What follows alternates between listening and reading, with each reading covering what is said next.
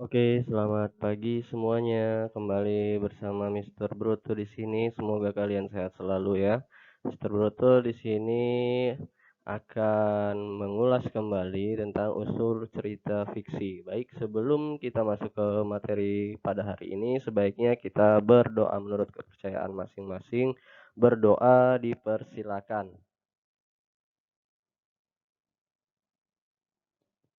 Berdoa selesai. Oke, cukup. Ya, pada kesempatan kali ini, pada minggu terakhir week ke berapa ini ya? Ya, pada, pertemuan terakhir pada minggu hari ini, kita hanya akan mereview kembali, materi-materi yang sudah kita pelajari pada satu minggu ini. Oke, untuk minggu ini kita hanya mereview saja ya. Coba ingat kembali makna awalan me dan makna awalan ber yang sudah Mister berikan kepada kalian pada pertemuan sebelumnya. Untuk mengingatkan kalian kembali, silahkan kalian cek link video pada YouTube yang sudah Mister berikan di kelas 1 to 3. Di situ sudah masih ada link untuk menuju ke channel YouTube Mister ya. Di situ sudah ada. Kalian bisa pelajari lagi, bisa ulangi lagi. Hari ini kita hanya mereview bahan pelajaran saja. Baik, untuk hari ini Mister hanya mereview khususnya tentang unsur cerita fiksi. Karena apa?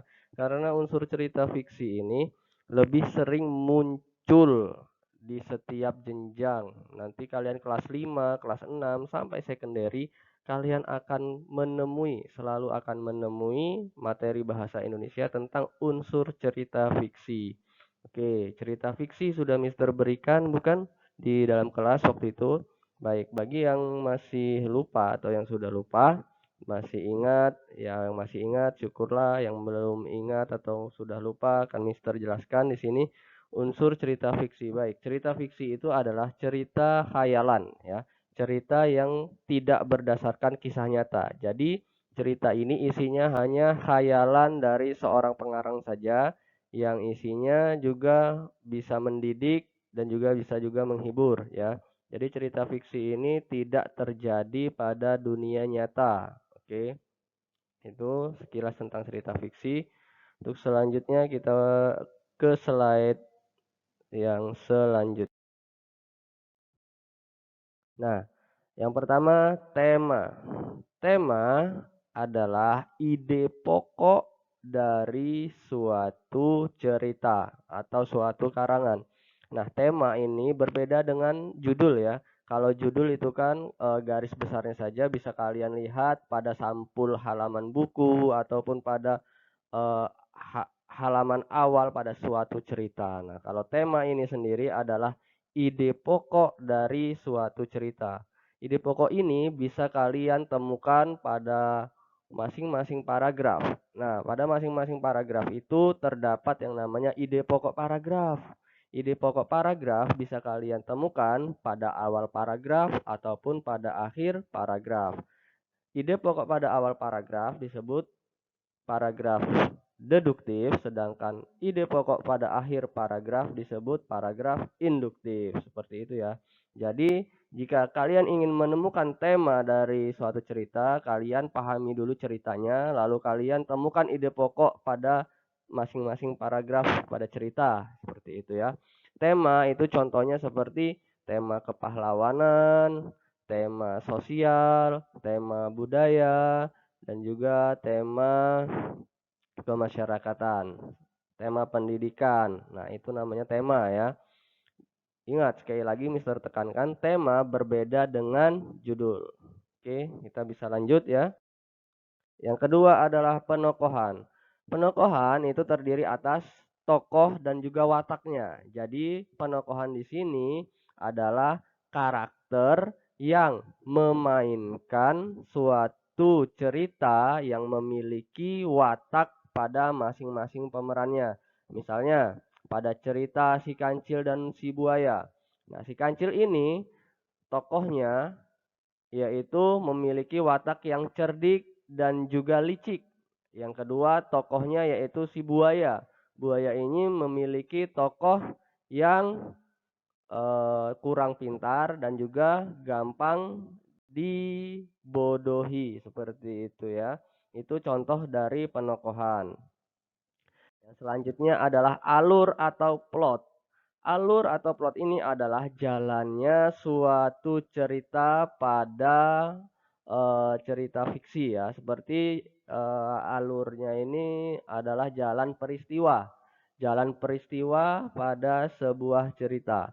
Alur ini terdapat tiga macamnya, atau alur ini terdapat tiga bagian, sorry ya. Alur terdapat tiga bagian. Yang pertama adalah pengenalan tokoh, yang kedua adalah munculnya konflik, yang ketiga adalah konflik terjadi, yang keempat adalah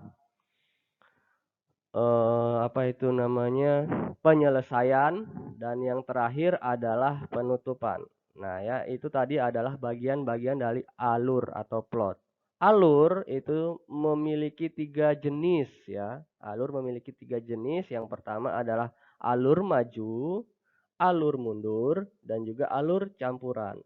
Alur maju itu sendiri adalah cerita itu dibahas atau diawali dengan awal mula dari tokoh utama itu muncul. Misalnya menceritakan tentang bagaimana si tokoh atau pemeran utamanya itu mendapatkan kekuatan superhero. Nah, itu tadi ya. Atau seperti ini, menceritakan tentang tokoh itu dari kecil hingga dia dewasa. Itu namanya alur maju. Sedangkan alur mundur itu seperti contohnya adalah flashback ya. Cerita diundur pada masa lalu sebelum tokoh utama itu mendapatkan kekuatan superhero-nya, seperti itu. Itu ya, itu namanya jenis-jenis alur. Sedangkan alur campuran adalah dia pertama kali itu alur maju atau menceritakan tentang asal-usul tokoh utama tersebut muncul, dan yang di tengah-tengahnya biasanya dia akan menceritakan kan flashback-nya gitu ya. Cerita diundur kembali seperti itu, atau mengenang-mengenang pada masa kecilnya si superhero ini, seperti itu. Itu contohnya. Nah, oke. Selanjutnya adalah latar. Latar atau setting adalah tempat kejadian suatu peristiwa dalam cerita itu terjadi. Nah, jadi seperti ini contohnya.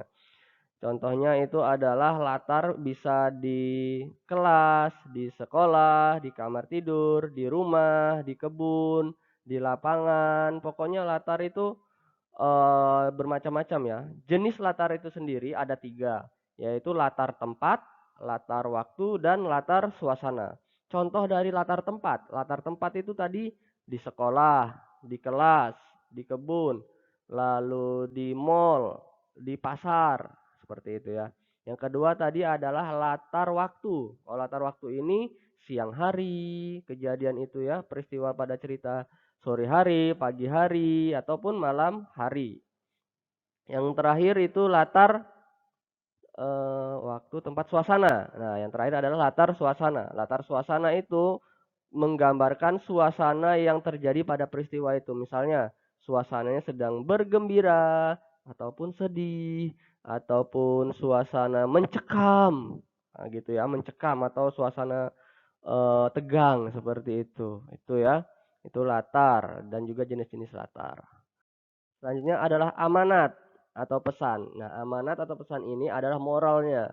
Jadi, pengarang itu menuliskan cerita, ada pesan yang ingin disampaikan. Jadi, amanat itu adalah pesan yang ingin disampaikan pengarang kepada pembacanya. Nah, jadi di setiap cerita itu pasti memiliki amanatnya tersendiri atau pesannya tersendiri. Misalnya, pesan dari cerita Si Kabayan.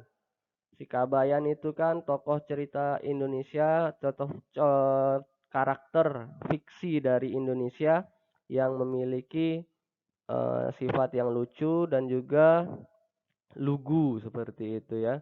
Contohnya itu kita tidak boleh serakah karena keserakahan akan mengakibatkan kehancuran untuk kita sendiri, seperti itu. Seperti di sini gambar ini ada semakin cerdas maka akan semakin bermanfaat. Nah, seperti itu. Itu adalah penjelasan dari amanat atau pesan. Baik, cukup sekian dari Mister penjelasan tentang unsur cerita fiksi pada hari ini. sekali lagi Mister tekankan kepada kalian untuk mereview materi pada 1 minggu ini ya. Untuk pertemuan selanjutnya Mister akan berikan kalian soal-soal mengenai materi pada minggu ini. Oke, selamat belajar dan selamat berakhir pekan. Bye bye.